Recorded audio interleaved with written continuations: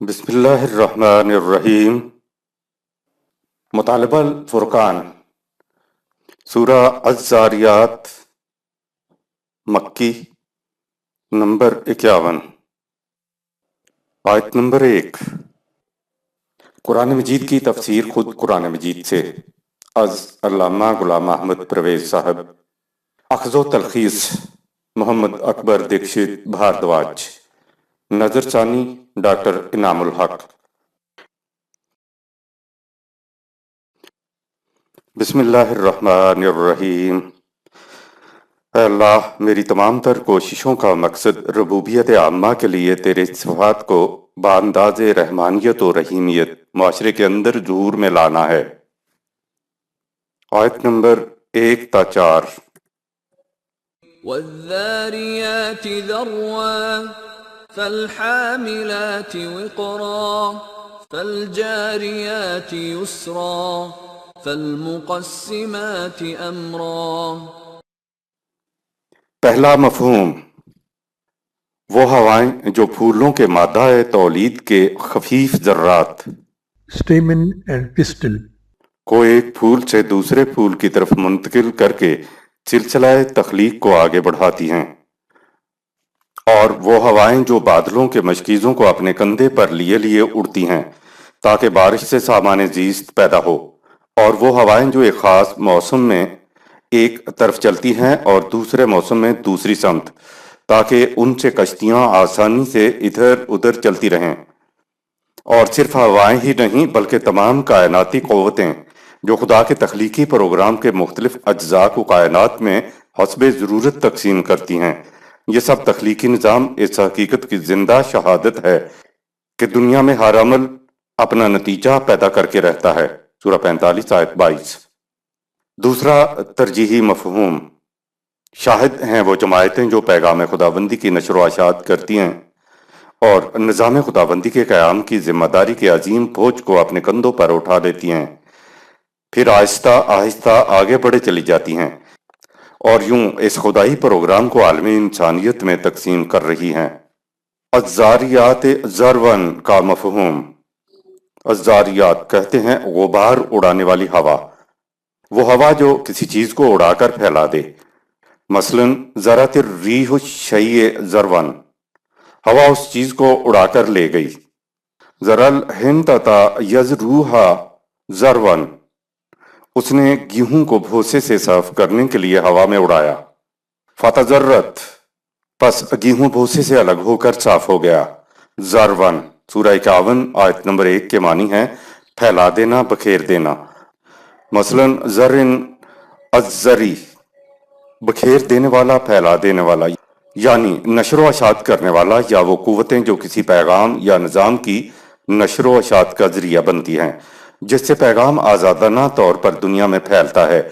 نیز ذرائع رسل و رسائل و مفاصلات و نشر و اشاعت۔ دوسرے مفہوم میں سیاق و سباق اور اس دور کی دستیاب تاریخ جو ہمارے سامنے ہے کو پیش نظر رکھا جائے تو والذاریات ذرون، سورہ 51 آیت نمبر 1 کے معنی ہے کسی چیز کو بلند کرنا اور پھر اس کو پھیلانا، جیسے میڈیا کے ذریعے آج کسی چیز کو ابھار کر پھیلایا جاتا ہے۔ دوسرے مفہوم کو سامنے رکھا جائے تو ذاریات امت مسلمہ کی جماعتوں کا نام ہے، اور جن ذمہ داریوں کا ان آیات میں ذکر ہے وہ اس جماعت کے فرائض ہیں۔ ان کے پروگرام میں جن کی تکمیل کے لیے وہ ہمہ وقت سرگرم عمل رہتی ہیں۔ لفظ ذرون کے اندر کسی چیز کو بلند کرنا اور پھر اس کو پھیلا دینا دونوں مفہوم شامل ہیں۔ والذاریات ذرون کے معنی وحی کے پیغام کی نشر و اشاعت کرنے والی جماعتیں ہیں۔ یہ جو واو ہے اس کے معنی شہادت میں پیش کرنا ہے۔ دوسرے مفہوم کے اعتبار سے کہا یہ گیا ہے کہ ان جماعتوں کی سرگرمیاں اس بات کی شہادت دیتی ہیں کہ یہ جو کہا جا رہا ہے یہ واقع ہو کر رہے گا اور یہ ان مومنین کے ہاتھوں وقوع پذیر ہوگا۔ قرآن حکیم کے نورانی انقلاب کا پہلا مرحلہ نرم روی سے نشر و اشاعت پر منحصر ہے۔ اوپر آیات میں جماعتوں کے فرائض بتائے گئے ہیں اور ان کے پروگرام بتائے گئے ہیں، تو پروگرام کا یہ پہلا مرحلہ تو ہوتا ہے، لیکن یہ انقلاب انہی کے ہاتھوں ظہور پذیر ہوتا ہے۔ یہ کوئی چنگیز خان کا اور ہلاکو خان کا انقلاب نہیں ہے کہ شبہ شب آ کر تحقیق کر کے اپنی حکومت قائم کر لیں۔ یہ تو قلب و نگاہ کے انقلاب کا ایک پروگرام، تغیر نفس کا ایک پروگرام ہوتا ہے جو ایک رسول وحی کی روشنی میں برپا کرتا تھا۔ اس میں پہلی چیز قرآن حکیم کے قوانین اور تعلیم کا عام کرنا ہے، اس کی نشر و اشاعت کرنی ہے، اس کو بلند کرنا ہے، اس کو بکھیرنا ہے، اس کو پھیلانا ہے۔ تو یہ مومنین کی ہی جماعتیں ہیں جو پیغام خداوندی کی نشر و اشاعت میں مصروف رہتی ہیں۔ فالحاملات وقرن کا مفہوم، فالحاملات کے معنی ہے بوجھ اٹھانا یا ذمہ داریوں کا بوجھ اٹھانا یا کسی کے ذمہ کام لگا دینا۔ مثلا مثل الذین حملوا التوراۃ سورہ 62 آیت نمبر 5، جن لوگوں پر احکام تورات کی بجا آوری کی ذمہ داری ڈالی گئی تھی۔ الوقرو کے معنی ہیں بھاری بوجھ، اور جنان و اکرن باہمت دل کو کہتے ہیں جو گھبرا نہ اٹھے۔ فالحاملات وقرن کے معنی ہو جائیں گے وہ جو نظام خداوندی کی ذمہ داریوں کا بہت بڑا بوجھ اپنے کندھوں پہ اٹھائے ہوئے ہیں۔ فالجاریات یسرن کا مفہوم، فالجاریات کے معنی ہے صبح خرامی سے آہستہ آہستہ چلتے چلے جانا۔ مثلا جریون و جریان معنی ہے پانی وغیرہ کا چلنا، بلا روک ٹوک بہنا۔ امام راغب نے کہا ہے کہ الجری تیزی سے چلنے کو کہتے ہیں۔ فالجاریات یسرن سورہ 51 آیت نمبر 3 کے معنی ہوں گے وہ جماعتیں جو آگے بڑھ رہی ہیں لیکن طوفان، سیلاب، فساد یا جھکڑ کی طرح نہیں بلکہ نسیم سحرگاہی کی طرح آہستہ آہستہ نرم روی سے آگے بڑھ رہی ہیں۔ جس انقلاب نے قلب و دماغ میں تبدیلی پیدا کرنی ہو وہ جھکڑ نہیں ہوا کرتا، وہ تو بڑا غیر شعوری طور پر ایسا تاثر دینے والا ایک پروگرام ہوتا ہے کہ لوگ خود بخود پروگرام کے ساتھ چپکتے چلے جائیں۔ لہٰذا اس کے اندر نرم خرامی بڑی ضروری چیز ہے، اس میں اشتعال نہیں ہوتا۔ اسلام کی بات کوئی ایسی چیز نہیں ہے کہ جس کو آپ طاقت کے زور پر جھکڑ کی طرح چلائیں اور پھیلا دیں۔ یہ انقلاب نہیں، یہ تو فساد ہوتا ہے۔ انقلاب تو ہے ہی لفظ قلب سے، قلبی تبدیلی سب سے پہلے ہوتی ہے۔ فالجاریات یسرن کے معنی ہیں کہ یہ جامد نہیں ہے، ساکت نہیں ہے کہ یہ رک کر کھڑے ہو جائیں۔ کسی مقام پر کھڑے ہو جانا تو موت ہے۔ اسلام کی تحریک نمود سحر کی طرح معاشرے میں سورج کی شعاؤں کی مانند الدین کو لیے ہوئے جلوہ بار ہوتی ہے۔ اسلام تو ایک تحریک کا نام ہے، حرکت کا نام ہے، اس میں جمود نہیں ہے۔ یہاں ایک لفظ یسرن بھی آیا ہے، یعنی نسیم صبحگاہی کی طرح آہستہ آہستہ غنچوں کا پھولوں کا منہ چومتی ہوئی آگے بڑھتی چلی جا رہی ہے۔ جماعت مومنین نے اسے پھیلانا ہے، انہوں نے نشر و اشاعت کرنا ہے۔ یہ بڑی ذمہ داری ہے جس کا بوجھ یہ کاندھوں پہ لیے ہوئے ہیں، لیکن اس میں فساد نہیں، جھکڑ نہیں، طوفان نہیں، اسے تو نہایت آہستہ روی سے دل و دماغ کے اندر تبدیلیاں پیدا کرتے ہوئے آگے بڑھنا ہے۔ فالمقسمات امرن کا مفہوم، فالمقسمات امرن کے معنی ہیں امر الہی کو تقسیم کرنے والی۔ یہ جماعتیں امر الہی کو تقسیم کرتی چلی جاتی ہیں، پھیلاتی چلی جاتی ہیں۔ یہ جماعتیں وہ ہیں جن کے ذمہ یہ پروگرام ہوتا ہے۔ ان جماعتوں کی سرگرمیاں، ان کی نقل و حرکت، ان کے پروگرام، یہ سب اس بات کی شہادت دیتے ہیں کہ انما توعدون الصادق سورہ 51 آیت نمبر 5۔ یہ چیزیں اس پر شہادت دیتی ہیں کہ جو کچھ ان سے عظیم انقلاب کے متعلق کہا گیا ہے وہ سچ ہو کر رہے گا۔ قرآن حکیم کا دلکش انداز میں بما سیاق و سباق کے کائنات کے چاروں گوشوں کی وضاحت۔ عرب اپنی زبان پہ بڑے ہی نازاں تھے، لیکن یہ ایک حقیقت ہے کہ یہ لوگ متعین کرنے سے قاصر تھے کہ اس قرآن حکیم کے اسلوب کو کیا کہا جائے۔ یہ نثر بھی نہیں ہے، یہ شاعری بھی نہیں ہے، تو پھر یہ ہے کیا؟ یہی بات تھی کہ جس کے لیے وہ کہتے تھے کہ معنوی لحاظ سے تو الگ رہا، یہ تو اسلوب بیان کے اعتبار سے بھی بے مثل کتاب ہے۔ اوپر دو دو لفظوں کی 4 آیات ہیں اور ان میں کائنات کے چاروں گوشے سمٹ آئے ہیں۔ ان 4 آیات سے مراد یہ ہے کہ شاہد ہیں وہ تیز و تند ہوائیں جو غبار کو اٹھاتی ہیں، بادلوں سے مشکیزوں کو اپنے کندھوں پر لیے ادھر ادھر پھرتی ہیں، اور اس کے بعد پھر بارش یا امر خداوندی کو مختلف جگہ تقسیم کرتی ہیں۔ قرآن کریم کائناتی نظام کے مظاہروں کو اپنے دعاوی کی شہادت میں یہ بتانے کے لیے پیش کرتا ہے کہ جس طرح یہ نظام کائنات اٹل قوانین کی زنجیروں میں جکڑا ہوا ہے۔ اسی طرح انسانی زندگی کے لیے بھی خدا نے قوانین دیے ہیں جنہیں قرآن کریم میں تا قیامت محفوظ کر دیا گیا ہے۔ یہ آیات فطرت کے مظاہر کے متعلق بھی ہو سکتی ہیں، جیسا کہ ہم نے اوپر پہلے مفہوم میں بیان کیا ہے، لیکن پچھلی سورہ قاف میں اس انقلاب عظیم کا ذکر تھا جو جلد برپا ہونے والا تھا اور جس کا آغاز بدر کی پہلی جنگ میں ہو گیا تھا۔ سورہ قاف میں تھا کہ یوم یوناد المناد من مکان قریب یوم یسمعون الصیحۃ بالحق ذالک یوم الخروج انا نحن نحیی و نمیت و علینا المصیر یوم تشقق الارض عنہم سراعا ذالک حشر علینا یسیر۔ سورہ 50 آیات 41 تا 44۔ جس دن جنگ کے لیے آواز دینے والا بہت قریب سے آواز دے گا، یعنی مدینہ پر حملہ کے وقت اس دن جنگ کے لیے پکارنے والے بگل کی آوازیں حقیقت بن کر سامنے آ جائیں گی۔ اس وقت ہر ایک کو باہر نکل کر میدان میں آ جانا ہوگا، پھر میدان جنگ میں موت اور حیات کا فیصلہ ہمارے قانون صلاحیت کے مطابق ہوگا، یعنی صلاحیت والا زندہ رہے گا۔ سورہ 8 آیت نمبر 42۔ اور اس تصادم کا نتیجہ بھی قانون کشمکش حق و باطل کے مطابق نکلے گا۔ اس وقت زمین ان کے سامنے سے بڑی تیزی سے پھٹتی جائے گی، یعنی وہ آگے بڑھنے کی بجائے پیچھے ہٹتے جائیں گے۔ یہ تمام چیزیں ایسی ہیں جن میں نظر آتا ہے کہ نظریہ حق کی روح سے ایک عظیم انقلاب برپا ہونے والا ہے، جس کے متعلق پہلے ہی سے یہ کہہ دیا گیا کہ اب ایسا ہونے والا ہے اور یہ ہو کر رہے گا۔ انقلاب پر مبنی مفہوم کو ہم نے اوپر دوسرے مفہوم میں بیان کر دیا ہے۔ اصل چیز نبی اکرم صلی اللہ علیہ وسلم کی سیرت طیبہ ہے کہ انہیں اس دین کو متمکن کرنے کے راستے میں کس قدر کشمکش پیش آئیں، کس قدر صعوبتیں اٹھانی پڑیں، کس قدر مشکلات کا سامنا کرنا پڑا اور کس انداز سے آپ صلی اللہ علیہ وسلم نے ان پر قابو پایا، فتح حاصل کی، غالب آئے۔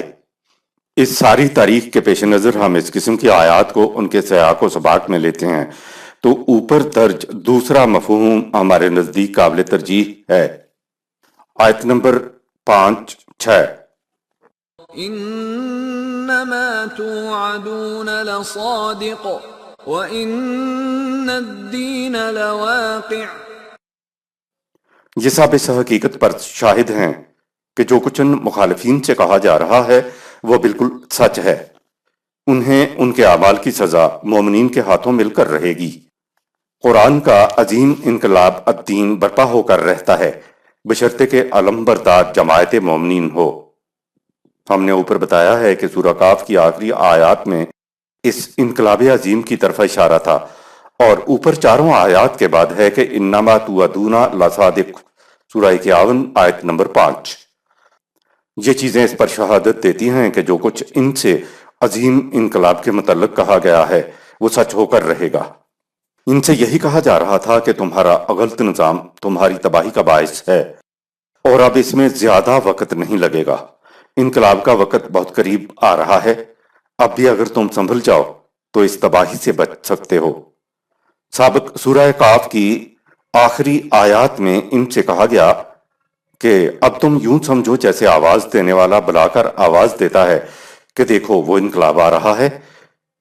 اوپر چاروں آیات 1 تا 4 کو سامنے لا کر کہا کہ یہ اس بات کی شہادت دیتی ہیں کہ یقیناً جو کچھ ان سے کہا جا رہا ہے وہ سچ ہو کر رہے گا۔ وہ کیا ہے جو سچ ہو کر رہے گا؟ کہا وَإِنَّ الدِّينَ لَوَاقِعٌ، سورہ 51 آیت نمبر 6۔ وہ انقلاب واقع ہو کر رہے گا جو ہم بیان کر رہے ہیں، وہ سچ پر مبنی ہے، اور ان خصوصیات کی حامل جماعتوں کی موجودگی، ان کے پروگرام، ان کا نظم و نسق اس پر شہادت دیتی ہیں کہ جو کچھ ان سے عظیم انقلاب کے متعلق کہا گیا ہے وہ سچ ہو کر رہے گا۔ آپ نے غور فرمایا کہ کس طرح سے پچھلی سورہ قاف کی آخری آیات اور اس صورت میں ربط ہے۔ اسی کو سیاق و سباق کہتے ہیں۔ سیاق و سباق کے اندر رکھ کر آپ دیکھیں گے تو قرآن کریم آپ کو ایک مربوط کتاب نظر آئے گی۔ اس کی تو آیتوں میں بھی ربط ہے، اس کی صورتوں میں بھی ربط ہے۔ الدین کے معنی مکافات عمل ہوتا ہے، انقلاب عظیم ہوتا ہے۔ مکافات عمل کی روح سے جو نتائج مرتب ہوتے ہیں ان کے لیے بھی یہی لفظ الدین آیا ہے۔ جو نظام قوانین خداوندی کے مطابق قائم ہوتا ہے اس کے لیے بھی الدین لفظ آتا ہے۔ نظام کے نتائج کے لیے بھی الدین لفظ آتا ہے۔ جو انقلاب برپا ہوتا ہے وہ بھی الدین ہے۔ یہ عربی زبان کا بڑے جامع لفظ ہے۔ انقلاب عظیم کے نتیجے میں غلط روش پر چلنے والوں کی تباہی ان کے اپنے اعمال کا نتیجہ ہوتی ہے۔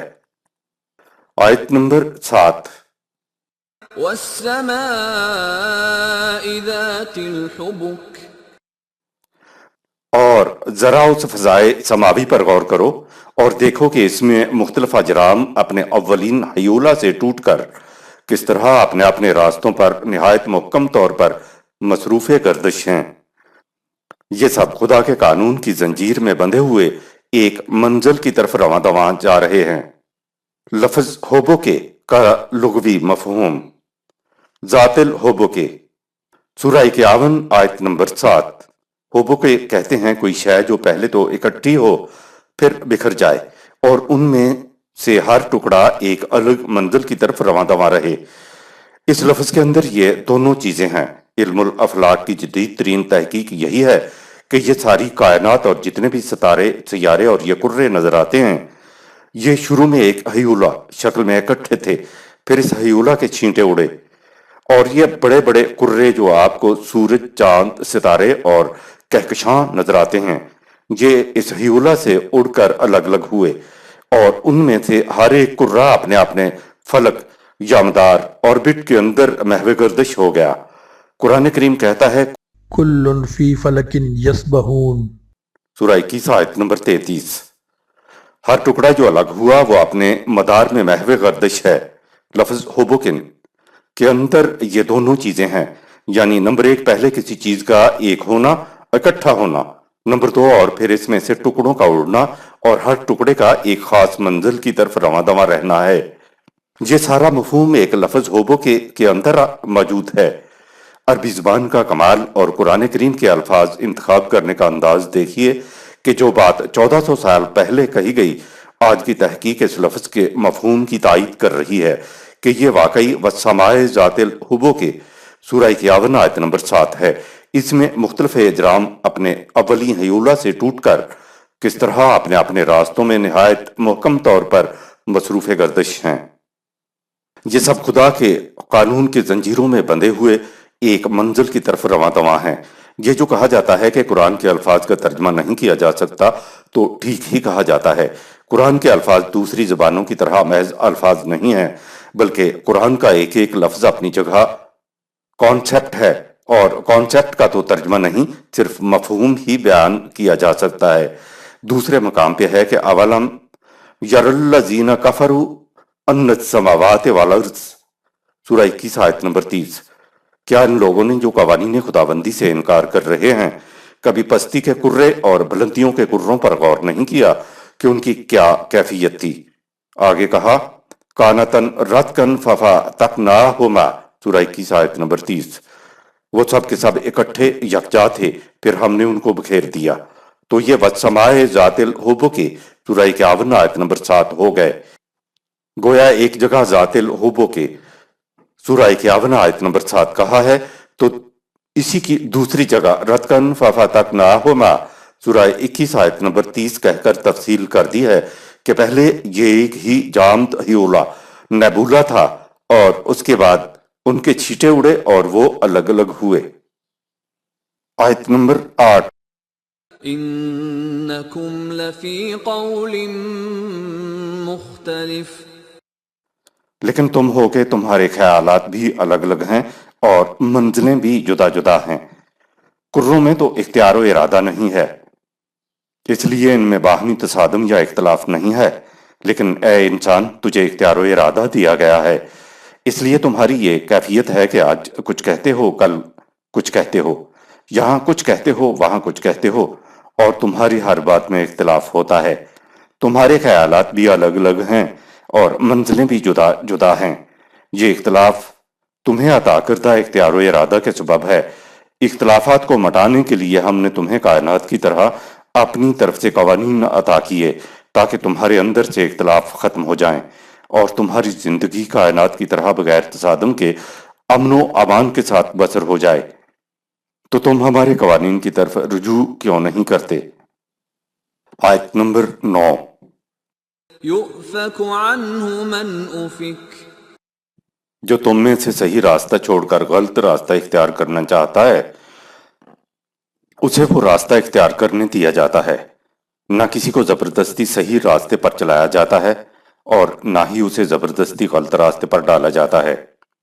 انسانی معاشرہ اگر اپنے اختیار و ارادہ کے ساتھ قوانین خداوندی کے مطابق زندگی بسر کرے تو ان کے اندر سے کائنات کی طرح باہمی تصادم ختم ہو جائے گا۔ غلط روش پر چلنے کے تباہ کن نتائج تو بھگتنا پڑتا ہے۔ ایک اور مقام پہ ہے کہ فَلَمَّا زَاغُوا أَزَاغَ اللَّهُ قُلُوبَهُمْ سورہ 61 آیت نمبر 5۔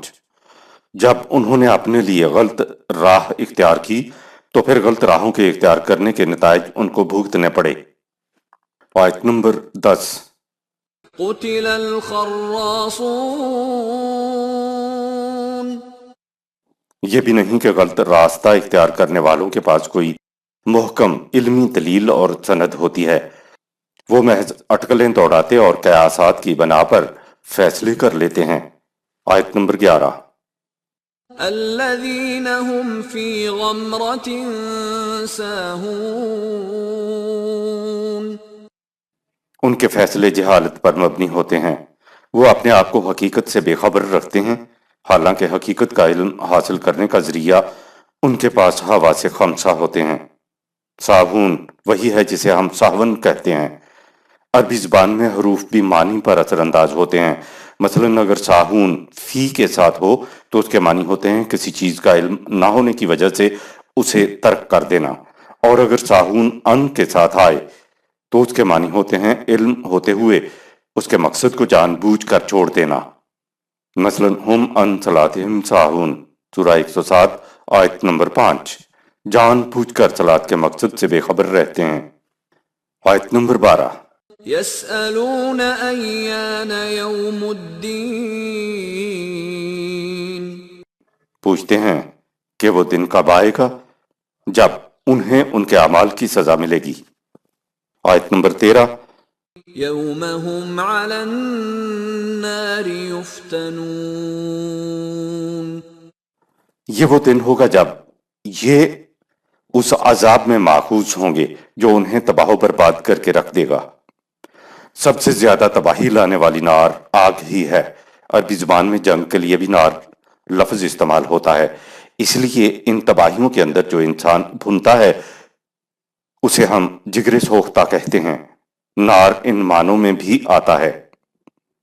آیت نمبر 14۔ ذوقوا فتنتكم هذا الذي كنتم به تستعجلون اور ان سے کہا جائے گا کہ جو فتنے تم برپا کیا کرتے تھے ان کے نتائج بھگتو، یہ ہے وہ عذاب جس کی بابت تم اس قدر جلدی مچایا کرتے تھے۔ اوپر آیا تھا یسالون ایانا یوم الدین سورہ 49 آیت نمبر 12۔ پوچھتے ہیں کہ وہ دن کب آئے گا جب انہیں ان کے اعمال کی سزا ملے گی، یعنی اعمال کی سزا کی جلدی مچا رہے تھے۔ اس آیت میں کہا ذوقوا فتنتکم سورہ 51 آیت نمبر 14، لو وہ جو تم نے خود اپنے لیے آگ بھڑکائی تھی اس کا مزہ چکھو۔ فتنتکم سورہ 51 آیت نمبر 14، یہ تمہارا اپنا برپا کیا ہوا فتنہ ہے۔ فتنہ بھٹی کو کہتے ہیں۔ ھذا الذی کنتم بہ تستعجلون سورہ 51 آیت نمبر 14، یہ ہے وہ انقلاب کا دن، تمہارے اعمال کی سزا کا دن، جس کے لیے تم بڑی جلدی مچایا کرتے تھے کہ یہ آتا کیوں نہیں ہے۔ آیت نمبر 15۔ ان المتقین فی جنات وعیون ان کے برعکس وہ لوگ جو قوانین خداوندی کی نگہداشت کرتے ہیں یقیناً باغ و بہار کی زندگی بسر کریں گے۔ آیت نمبر 16۔ آخذین ما آتاہم ربهم انہم كانوا قبل ذلك محسنین وہ خدا کی ربوبیت عامہ کی تمام نعمتوں اور آسائشوں سے بہرہ ہوں گے۔ یہ نتیجہ اس لیے ہوگا کہ انہوں نے اس سے پہلے نہایت حسن کارانہ انداز سے زندگی بسر کی تھی۔ آیت نمبر 17۔ كانوا قليلا من الليل ما يهجعون. ان کی کیفیت یہ تھی کہ دن تو دن راتوں کو نظام کے مختلف پہلوؤں پر باہمی مشاورت سے غور و خوض کرتے تھے، اس لیے بہت کم سوتے تھے۔ یہ مطلب نہیں ہے کہ رسول اللہ صلی اللہ علیہ وسلم اور صحابہ اکرام راتوں کو سوتے ہی نہیں، بس نوافل پڑھتے رہتے ہیں، ساری رات جاگنے کا مطالبہ نہیں ہے۔ سورہ المزمل میں بتا دیا کہ قم اللیل الا قلیلا، سورہ 73 آیت نمبر 2۔ راتوں کو جاگ تو صحیح لیکن تھوڑا حصہ جاگو۔ آگے ہے نصفہ او انقص منہ قلیلا، سورہ 73 آیت نمبر 3۔ آدھی سے بھی کم رات جاگو، کیونکہ انا سنلقی علیک قولا ثقیلا، سورہ 73 آیت نمبر 5۔ بہت بھاری پروگرام ہے جو تیرے ذمہ عائد کیا جا رہا ہے۔ آگے ہے ان لک فی النہار سبحا طویلا، سورہ 3 آیت نمبر 7۔ دن میں تیرے لیے کشمکش کا بہت بڑا لمبا چوڑا پروگرام ہے، اس میں سارا دن لگ جاتا ہے۔ آیت نمبر 18۔ وبالاسحار هم يستغفرون. اور صبح کو وہ اپنے پروگرام کی ابتدا کرتے تھے تو اس آرزو کے ساتھ کہ وہ ہر تقریبی قوت کی شرانگیزی سے محفوظ رہیں۔ مذہب نے کہا کہ رات کو تو وہ جاگتے تھے، نفل پڑھتے تھے، سورہ 51 آیت نمبر 17۔ پاؤں سوج جایا کرتے تھے اور صبح کے وقت وہ استغفر اللہ من کل ذنب و اتوب علیہ کی تسبیح کیا کرتے تھے۔ حالانکہ وہ راتوں کو کل پیش آنے والے پروگرام کو باہمی مشاورت سے طے کرتے تھے کہ اسے کیسے کرنا ہے۔ بالاسحار ہم یستغفرون کے معنی ہے کسی کام کے آغاز یا ابتدا کے لیے یستغفرون چاہنا، اور یستغفرون کے معنی حفاظت کے لیے جس قسم کے سامان کی ضرورت ہے اس کے لیے تدبیر کرنا کہ اس کو کیسے دستیاب کیا جائے۔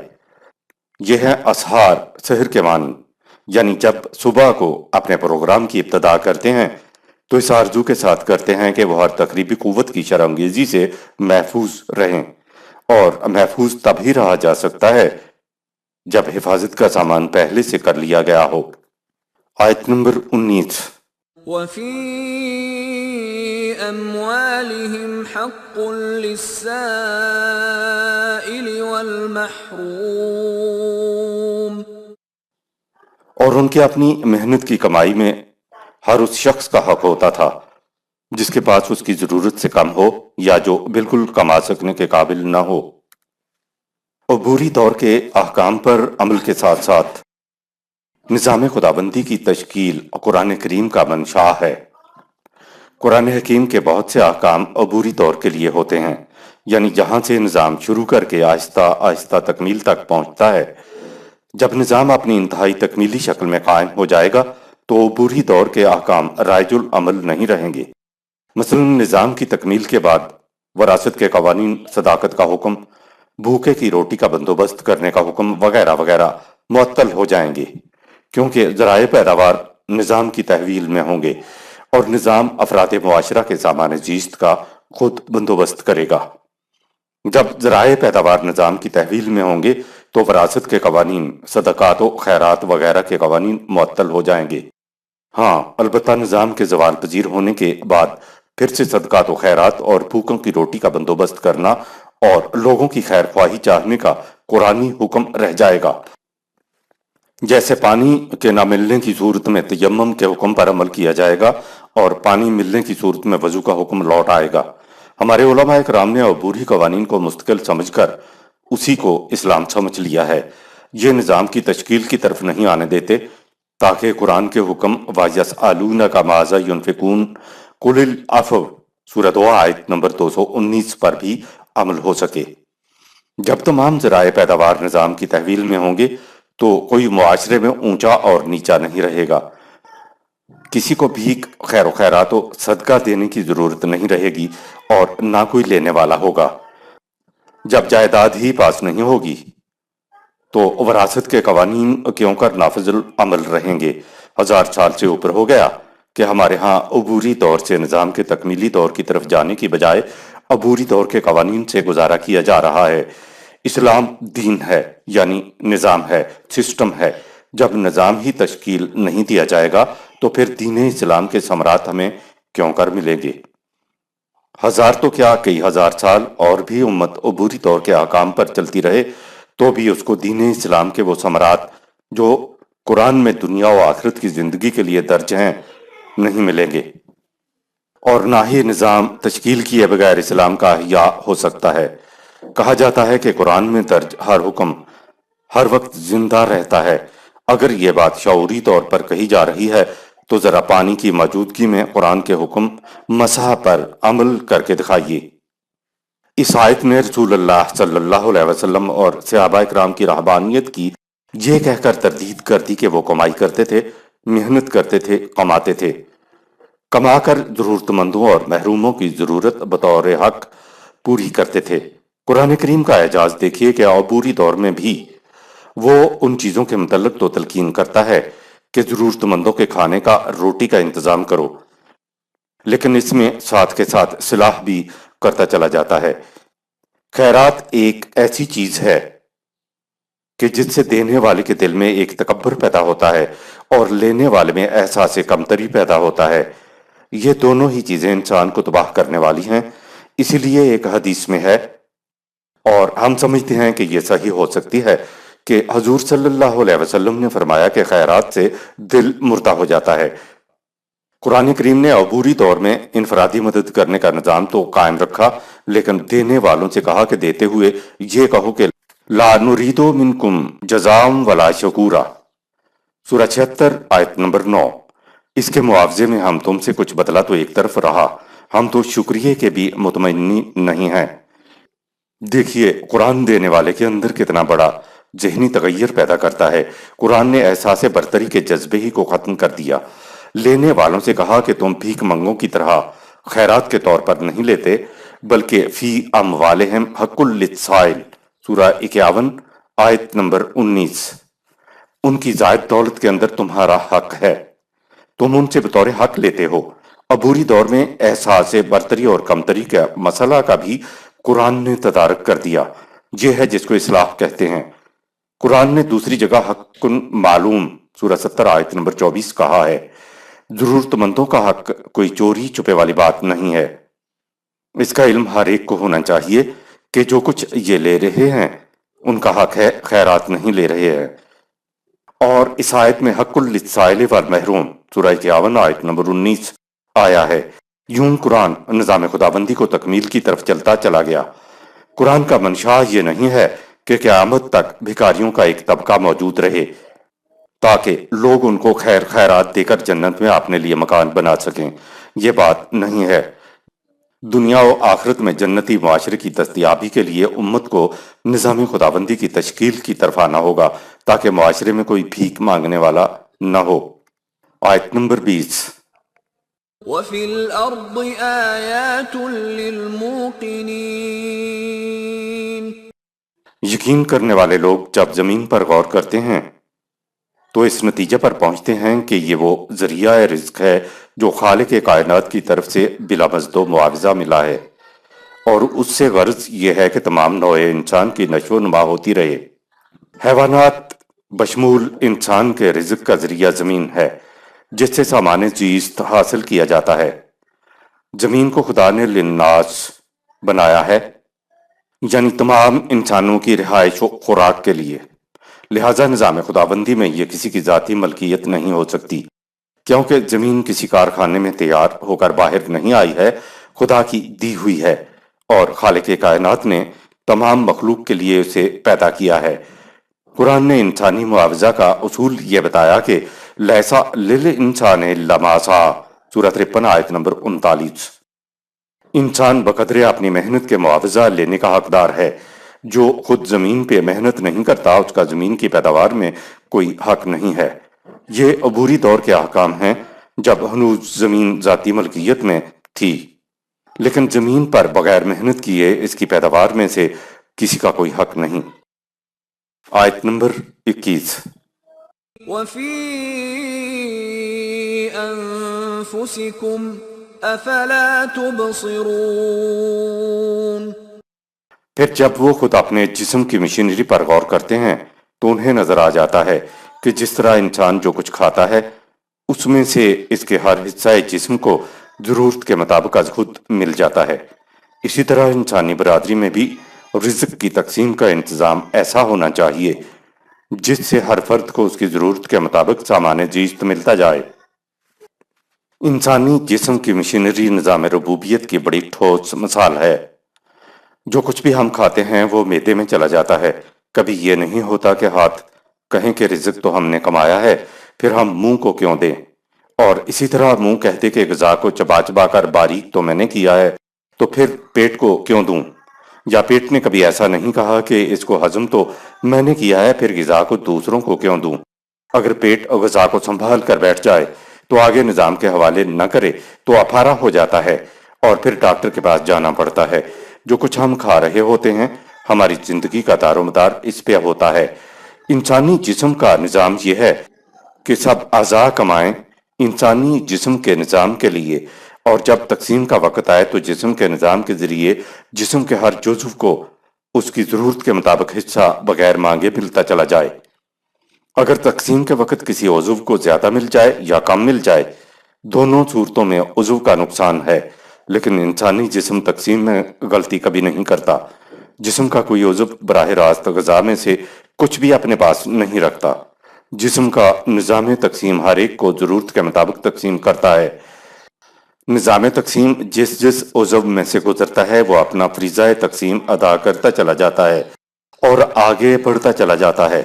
جسم کے اندر تقسیم کا نظام دوران خون ہے، جس کے ذریعے ایک چھوٹے سے چھوٹے عضو کو بھی اس کی ضرورت بھر غذا ملتی چلی جاتی ہے۔ دل بھی یہ نہیں کرتا کہ ساری غذا کا نچوڑ میرے پاس آ گیا ہے تو میں دوسروں کو کیوں دوں۔ جگر بھی اپنے پاس خود نہیں رکھتا جو خون بناتا ہے۔ جسم کا کوئی حصہ بھی غذا کو اپنی ملکیت قرار نہیں دیتا۔ جسم کا ہر عضو اپنے حصے کا کام کرتا چلا جاتا ہے اور جسم کا نظام از خود ہر عضو کی ضرورت کے مطابق تقسیم کرتا چلا جاتا ہے، نہ کسی کو زیادہ اور نہ کسی کو کم۔ یہ ہے خدا کے نظام ربوبیت کی سمٹی ہوئی مثال جو جسم میں رواں دواں ہے۔ جسم کے اندر کوئی طبقاتی نظام نہیں ہے کہ خود سمیٹ کر دوسروں کو محروم کر دے۔ خدا کا نظام ربوبیت یہ ہے کہ پوری محنت کے ساتھ کماؤ نظام کے لیے اور بقدر ضرورت کھاؤ نظام سے۔ نظام خداوندی کے اندر نظام تقسیم کسی کو محروم نہیں رکھتا۔ آیت نمبر 22۔ وَفِي السَّمَاءِ رِزْقُكُمْ وَمَا تُوعَدُونَ۔ اسی طرح جب وہ بارش پر غور کرتے ہیں جو رزق کی پیدائش کا دوسرا ذریعہ ہے تو اسی نتیجہ پر پہنچتے ہیں کہ بارش کا انتظام عالمگیر ربوبیت کے لیے ہے۔ انہیں یقین آ جاتا ہے کہ خدا کے نام پر قائم ہونے والے نظام خداوندی نے زندگی کے جن خوشگوار نتائج کا وعدہ کیا ہے وہ بضرور مرتب ہوں گے۔ اگر انسان ابتداءً اپنے معاشرے میں نظام خداوندی قائم کر لے تو کوئی بھوکا ننگا نہیں رہے گا۔ کہا وَمَا تُوعَدُونَ، سورہ 51 آیت نمبر 22۔ یہ ہمارا وعدہ ہے جو پورا ہوگا۔ آیت نمبر 23۔ فَوَرَبِّ السَّمَاءِ وَالْأَرْضِ إِنَّهُ لَحَقٌّ مِثْلَ مَا أَنَّكُمْ تَنطِقُونَ۔ یوں کائناتی نظام میں خدا کی ربوبیت کبریٰ کے مشاہدہ کے بعد پورے حتم و یقین سے وہ پکار اٹھتے ہیں کہ زبان وحی سے جو کچھ بیان ہو رہا ہے وہ ایک حقیقت ہے، ایسی حقیقت جیسے اس کے متعلق ہم خود بات کر رہے ہیں۔ تیرا خدا زمین اور آسمان کا، ارض اور بادلوں کا خدا، اس کی شہادت دیتا ہے کہ جو ہم کہہ رہے ہیں وہ سچی بات ہے، جیسے گویا تم آپس میں ایک دوسرے سے بات کر رہے ہو۔ نظام خداوندی تم قائم کر لو اور پھر دیکھو کہ جو وعدہ ہم نے کیا ہے کہ کوئی رات کو بھوکا نہیں سوئے گا پورا ہوتا ہے یا نہیں۔ پہل تمہاری طرف سے کرنا شرط ہے۔ آیت نمبر 24۔ هل أتاك حديث ضيف إبراهيم المكرمين۔ اگر یہ دلائل ابراہیم کی روح سے مطمئن نہیں ہوتے تو تاریخی شواہد ان کے سامنے لاؤ، جس کی ابتدا ان معزز مہمانوں کی تذکرہ سے ہوتی ہے جو ابراہیم علیہ السلام کے پاس آئے تھے۔ آیت نمبر 25۔ إذ دخلوا عليه فقالوا سلاما قال سلام قوم منكرون۔ جب وہ ابراہیم علیہ السلام کے پاس آئے تو سلام کیا۔ ابراہیم علیہ السلام نے بھی سلام کا جواب سلام سے دیا، لیکن وہ اس کی پہچان میں نہ آئے کہ کون لوگ ہیں، وہ اسے کچھ اجنبی سے معلوم ہوئے۔ آیت نمبر 26۔ فراغ إلى أهله فجاء بعجل سمين۔ ابراہیم علیہ السلام گھر میں گیا اور ایک عمدہ بچڑے کا بھنا گوشت مہمانوں کے لیے لے آیا۔ سورہ 11 آیت نمبر 69۔ آیت نمبر 27۔ فقربه إليهم قال ألا تأكلون۔ اور اس کو ان کے سامنے پیش کیا، لیکن اس نے دیکھا کہ وہ کھانے کی طرف ہاتھ نہیں بڑھاتے۔ اس نے ان سے کہا کہ آپ کھاتے کیوں نہیں ہیں؟ آیت نمبر 28۔ فأوجس منهم خيفة قالوا لا تخف وبشروه بغلام عليم۔ ابراہیم علیہ السلام کو کچھ گھبراہٹ سی ہوئی، اس پر انہوں نے کہا کہ گھبراؤ نہیں، ہم تمہیں خدا کی طرف سے ذی علم بیٹے کی خوشخبری دیتے ہیں۔ آیت نمبر 29۔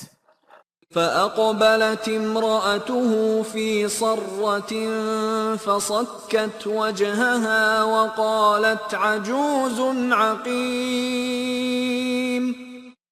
ابراہیم علیہ السلام کی بیوی نے یہ سنا تو انتہائی تعجب سے ماتھے پر ہاتھ مارتے ہوئے کہا کہ کیا ایک بڑھیا باغ کے ہاں اب اس عمر میں لڑکا پیدا ہوگا؟ آیت نمبر 30۔ قالوا كذلك قال ربك إنه هو الحكيم العليم۔ انہوں نے کہا کہ ہم نے اپنی طرف سے نہیں کہا، یہ تیرے رب کا پیغام تھا جو ہم نے تم تک پہنچایا ہے۔ جب یہ خدا کا فیصلہ ہے تو یقیناً ایسا ہو کر رہے گا۔ وہ یہ بھی جانتا ہے کہ تمہارے ہاں پہلے اولاد کیوں نہیں ہوئی اور تم میں یہ صلاحیت کس طرح پیدا ہو سکتی ہے۔ آیت نمبر 31۔ قال فما خطبكم أيها المرسلون۔ ابراہیم علیہ السلام نے ان سے پوچھا کہ اے فرستادو، وہ مشن کیا ہے جس کے لیے تم مامور ہو کر آئے ہو؟ آیت نمبر 32۔ قالوا إنا أرسلنا إلى قوم مجرمين۔ انہوں نے کہا کہ ہمیں ایک مجرم قوم کی طرف بھیجا گیا ہے۔ آیت نمبر 33۔ لنرسل عليهم حجارة من طين۔ تاکہ ان پر عذاب خداوندی پتھروں کی شکل میں وارد ہو۔ آیت نمبر 34۔ مسومة عند ربك للمسرفين۔ جن پر تیرے رب کی طرف سے ان کی موت کا پیغام کندہ ہے۔ جو قوم بھی قانون شکنی میں حدود فراموش ہو جائے اس کی تباہی لازمی ہوتی ہے۔ آیت نمبر 35۔ فأخرجنا من كان فيها من المؤمنين۔ پر ہم نے اہل ایمان کو وہاں سے نکال لیا۔ آیت نمبر 36۔ فما وجدنا فيها غير بيت من المسلمين۔ تو ہم نے وہاں بستی میں سوائے ایک گھر کے کسی کو مسلم نہ پایا۔ آیت نمبر 37۔ وتركنا فيها آية للذين يخافون العذاب الأليم۔ اس واقعہ میں جو اس بستی کے کھنڈرات پر منقوش چلا آ رہا ہے ان لوگوں کے لیے عبرت و موعظت کا سامان ہے جو غلط روش زندگی کے عالم انگیز انجام سے ڈرتے ہیں۔ آیت نمبر 38۔ وفي موسى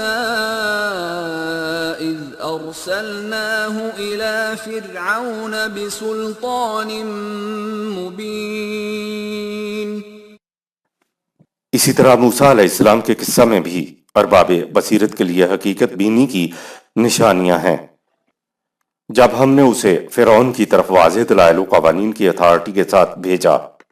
آیت نمبر 39۔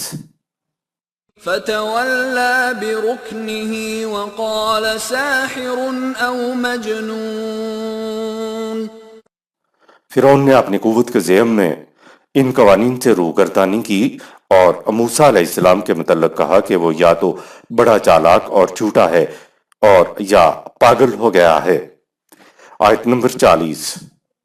فأخذناه وجنوده فنبذناهم في اليم وهو مليم سو ہمارے قانون مخافات نے اسے اور اس کے لاؤ لشکر کو ان کے جرم کی پاداش میں پکڑا اور ان کا بیڑا خود ان کے اپنے ہاتھوں غرق ہو گیا، وہ تھے ہی اس کے مستحق۔ آیت نمبر 41۔ وفي عاد إذ أرسلنا عليهم الريح العقيم اسی طرح قصہ قوم عاد میں بھی حقیقت بینی کی نشانیاں ہیں جب ہم نے ان پر ہلاکت انگیز آندھی کا عذاب بھیجا۔ آیت نمبر 42۔ ما تذر من شيء أتت عليه إلا جعلته كالرميم اس کی شدت کا یہ عالم تھا کہ جو چیز اس کی زد میں آتی تھی چورا چورا ہو کر رہ جاتی تھی۔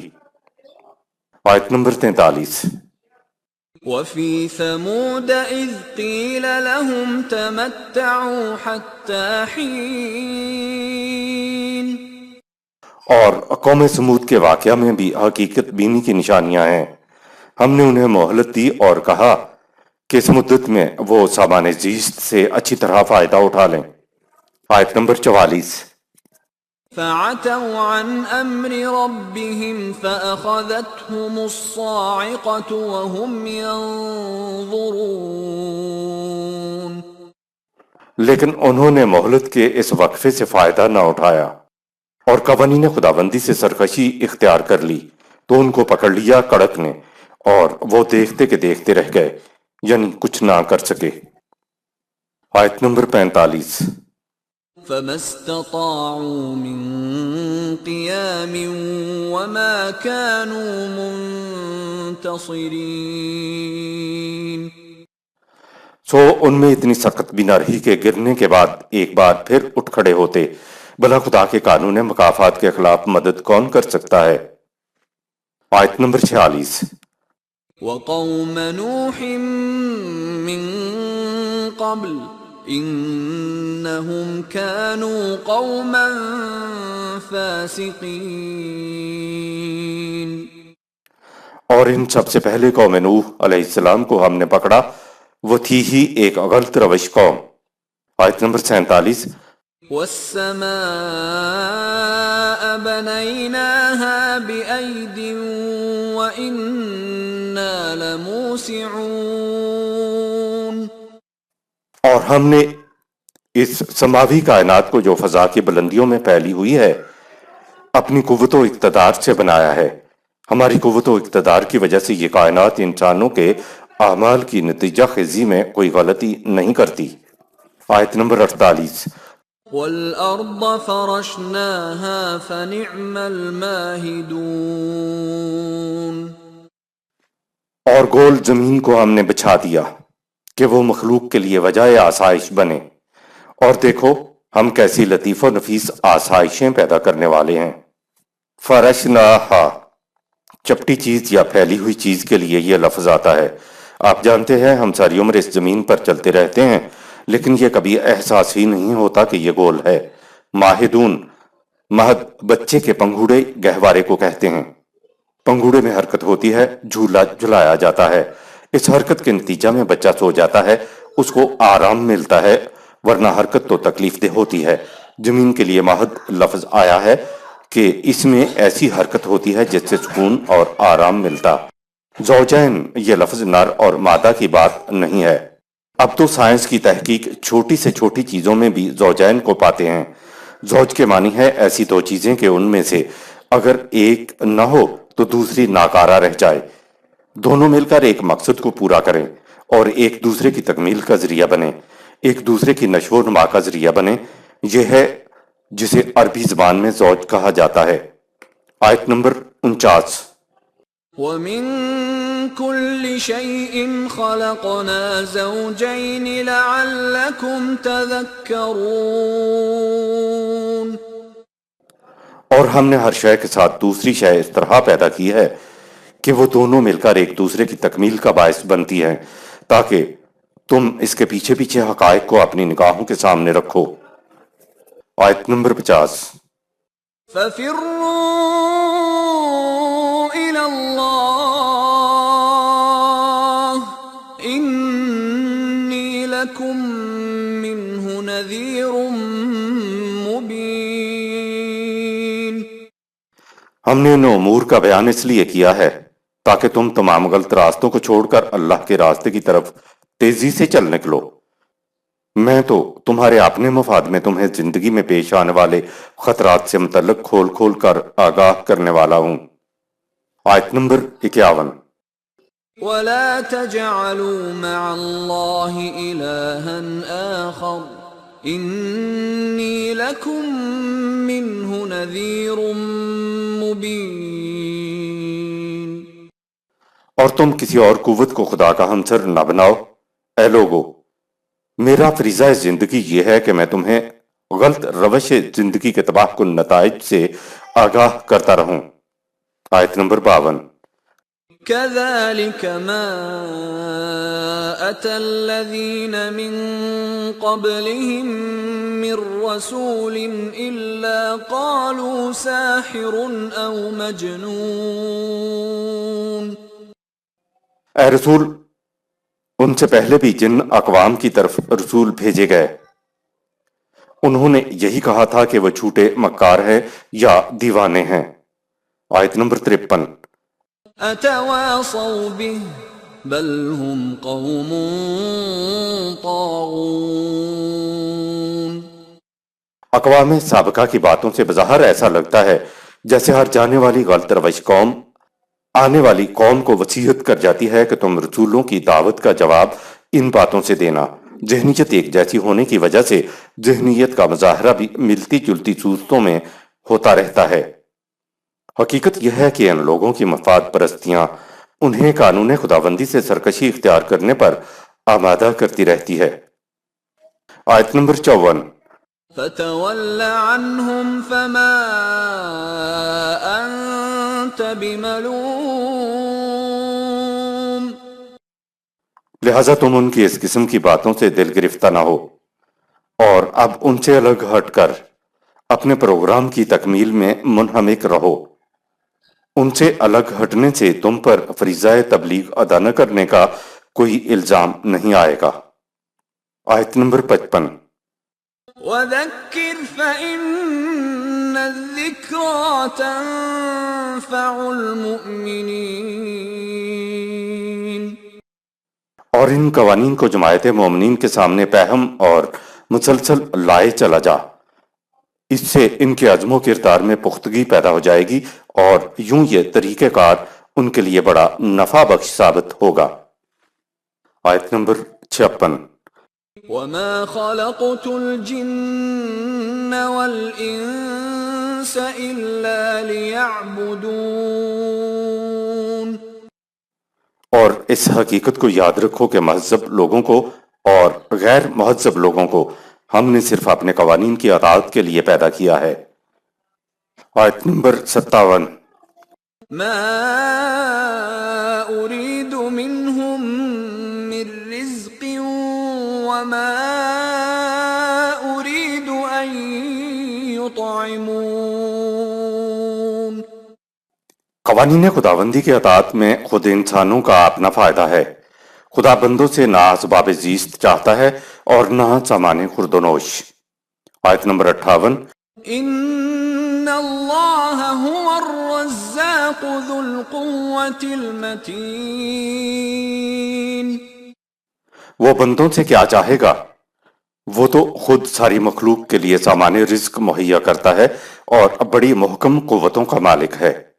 جس طرح خدا اپنے لیے کچھ نہیں لیتا، اسی طرح اس کے نام پر قائم ہونے والا نظام بھی اپنے لیے کچھ نہیں لیتا. وہ جو کچھ لوگوں سے لیتا ہے وہ لوگوں نے تقسیم کرنے کے لیے لیتا ہے. خدا جس طرح محکم قوتوں کا مالک ہے، اس کے نام پر قائم ہونے والے نظام کو بھی محکم قوتوں کا مالک ہونا چاہیے تاکہ نظام ربوبیت کو کامیابی کے ساتھ آگے بڑھایا جائے. آیت نمبر 59. فَإِنَّ لِلَّذِينَ ظَلَمُوا ذَنُوبًا مِثْلَ ذَنُوبِ أَصْحَابِهِمْ فَلَا يَسْتَعْجِلُونَ.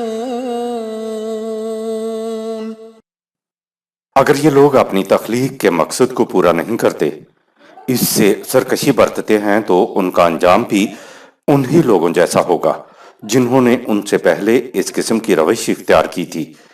یہ لوگ اس کے لیے جلدی نہ مچائیں. مثلا ذنوب، ضم کا لفظ بڑا جامع ہے اور معنی ہے ایسی چیز جو کسی کے پیچھے اس طرح چپکی رہے کہ جہاں جائے وہ چپکی رہے، پیچھا ہی نہ چھوڑے، جیسے جانور کی دم کہ جانور جہاں جائے پیچھا ہی نہ چھوڑتی. اس کے علاوہ ذنوب پانی سے بھرے ہوئے ڈول کو بھی کہتے ہیں جس کو ساتھ رکھنا پڑتا تھا. یہ جو ہمارے ہاں محاورہ ہے پیمانہ لبریز ہو گیا، تو یہ معنی بھی اس کے ہوتے ہیں کہ آخر الامر پھر جب نتیجہ برآمد ہونے کا وقت آ جاتا ہے تو پھر پیمانہ لبریز ہو جاتا ہے. آیت نمبر 60. فَوَيْلٌ لِّلَّذِينَ كَفَرُوا مِن يَوْمِهِمُ الَّذِي يُوعَدُونَ. سو جو لوگ اعمال کے ظہور نتائج کے وقت سے انکار کرتے ہیں اور خدا کے قانون مکافات پر یقین نہیں رکھتے، ان کے لیے دھمکی کس قدر تباہی اور بربادی والی ہے. صدق اللہ العظیم.